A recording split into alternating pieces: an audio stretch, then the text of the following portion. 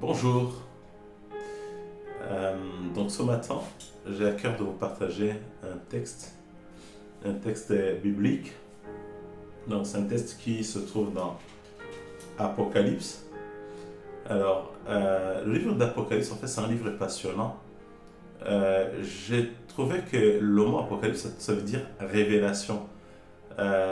On a tous, ou pour la plupart des gens, on a vu le film 2012, je crois, où il y avait des immeubles qui tombaient, etc. En fait, Apocalypse, ça n'a rien à voir avec ça. C'est une prophétie, donc des paroles que Dieu a données au Seigneur Jésus. Et le Seigneur Jésus, il a donné ça à un ange, et l'ange a donné ça à l'apôtre Jean pour prévenir de ce qui doit arriver. En fait, prévenir aux hommes pour qu'ils changent d'attitude, pour que nous puissions nous repentir tout simplement. Et en fait, je suis tombé sur un texte et j'ai eu vraiment la conviction qu'il fallait que je nous partage ça.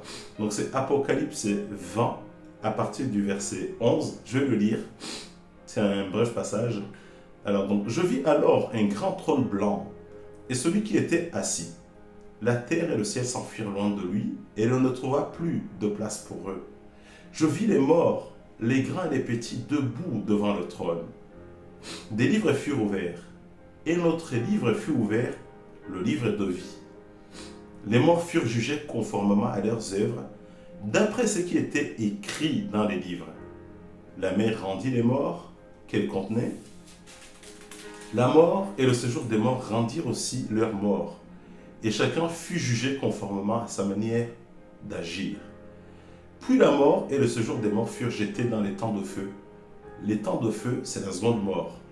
Tous ceux qui ne furent pas trouvés inscrits dans le livre de vie furent jetés dans les temps de feu.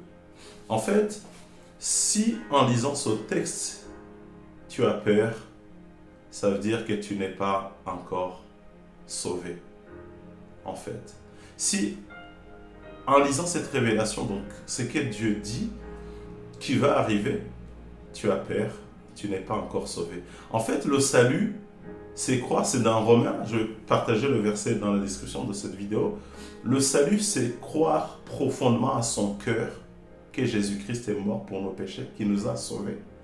Et l'inviter à devenir son Seigneur et son Sauveur. Et crois-moi, si tu le fais, tu le crois dans ton cœur et que tu le confesses de ta bouche, en fait, c'est là que commence le salut et la marche avec le Seigneur.